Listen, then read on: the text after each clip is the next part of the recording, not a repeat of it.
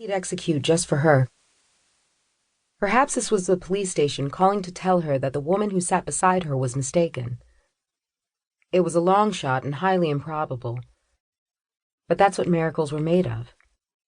After the third ring, and with mounting hope, Mildred grabbed the phone and brought it to her ear and said, "Yes? Hello? Hi, Mother. Jackson and I are on our way over. I made the cheesecake that Daddy said he wanted. I decided to bring it over tonight. If he eats it all, I don't mind making him another one for Sunday. I just wanted to make sure you guys were home before driving."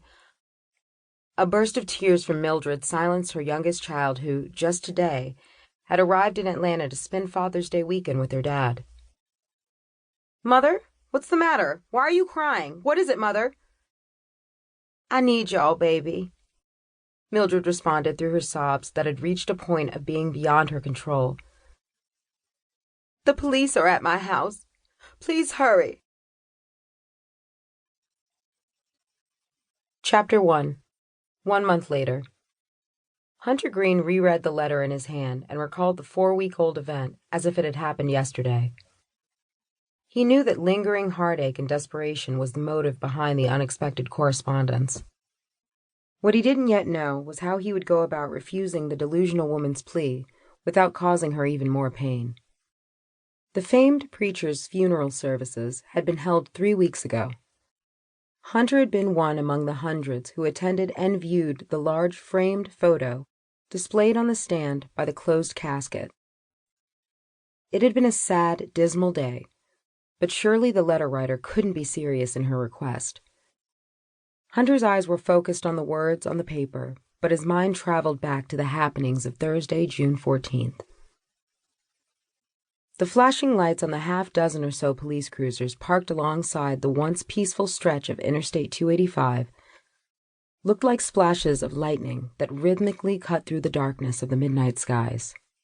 Traffic was generally sparse that time of night, but the swarm of emergency vehicles, coupled with the closing of all but one of the highway lanes, was causing quite a traffic jam among the late-night travelers.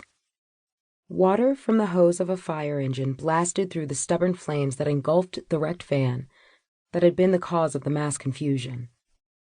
Although uniformed officers stood at the edge of the road and used flashlights in an attempt to urge the inquisitive drivers to keep the traffic flowing, it was a lost cause.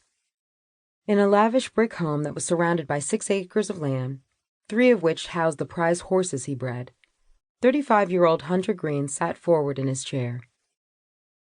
His residence, nestled in quiet suburban Stone Mountain, Georgia, was miles away from the televised chaos of downtown Atlanta. But the breaking news on the screen in front of him had absorbed Hunter, taking his attention away from his 10-year-old son's summer vacation studies. When the story first broke, Hunter immediately picked up the telephone to call Diane Vickers, managing editor of the Atlanta Weekly Chronicles, the newspaper Hunter founded nearly 15 years ago, and now the most subscribed-to weekly news periodical in Atlanta and neighboring areas. This wasn't just the average run-of-the-mill vehicular fire. The picture before Hunter's eyes and the story surrounding it were hot in more ways than one, and he wanted his paper to be among the first to capture the details for the next day's edition. "Have the police been able to decipher whether or not there was anyone in the van at the time of the fire?" The question had been posed by Monica Kaufman, a 30-year veteran of Channel 2 Action News and arguably the most noted African-American news anchor in Atlanta. The blonde woman who responded was a regular too, and Hunter found himself turning up the volume to drown out whatever it was that Malik was asking concerning his assigned work. "No, Monica," the reporter on the scene's voice boomed through the surround sound speakers. "So far, the investigators haven't been able to verify that due to the continuous battle to put the fire out. Early speculation is that the Reverend somehow lost control of his vehicle and it veered off the main highway and into the embankment that you see here. The van apparently slammed into one of the trees and burst into flames. This inferno has been too intense for the attending firemen and other officials to see whether or not the driver was able to escape. I must say that it's not looking too promising, Monica. There are no signs of the Reverend anywhere near the area, and the anonymous caller who reported the accident and blaze stated that no one got out of the van after the impact. It would be a devastating blow to the Stone Mountain community as well as Atlanta's